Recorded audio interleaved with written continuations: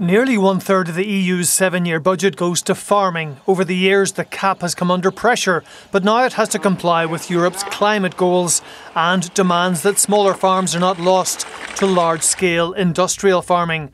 Last July, leaders agreed the overall package, with Ireland getting €10.7 billion. But the European Commission, Member States and MEPs have been locked in negotiations on how to orient that spending more towards environmental goals.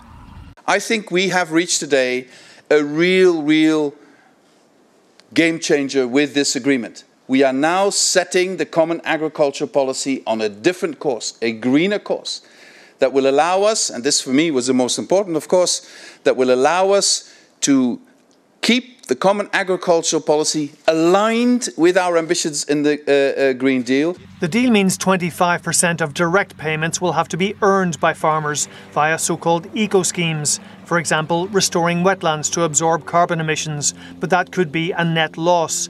Smaller farmers will see their earnings rise to 85% of the national per hectare average under so-called convergence plans.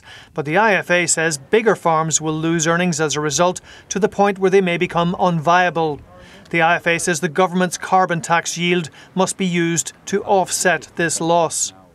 The Minister has to give a clear commitment now on the 1.5 billion carbon tax that money will be absolutely ring-fenced for Irish farmers, and also in the national co-financing at a minimum that the government will co-finance that by 57% to make up for the shortfall, the massive shortfall we're seeing here. Environmental groups say the reforms don't go far enough. It's up to Minister Charlie McConalogue now to address these issues and use all levers that he has within the CAP regulation to make sure that the CAP strategic plan in Ireland addresses the Dáil-declared biodiversity and climate emergencies. EU agriculture ministers will meet in Luxembourg on Monday to sign off on the deal. And Tony joins us now. Tony, as you mentioned, ministers still have to sign off on it. The European Parliament has to sign off on it. Is this proposed deal going to fly?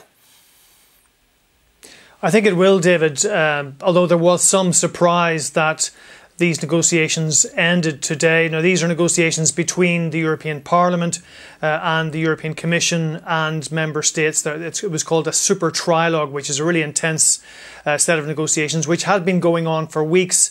They had kind of given up at the end of May because they just couldn't get agreement, but they did get agreement today, and that package of measures will go to EU agriculture ministers on Monday. They meet in Luxembourg. There may be some tweaks here and there, but it's expected that by and large they will approve this package. But overall, I mean, this is a huge reform of the common agriculture policy, the biggest reform indeed since the McSharry reforms in 1992, and it does reveal that new element to the way people look at farming. It has to comply with much more ambitious and much more critical environmental and climate goals. But not only that, people are now saying, should CAP money go to farms that use illegal migrant labour?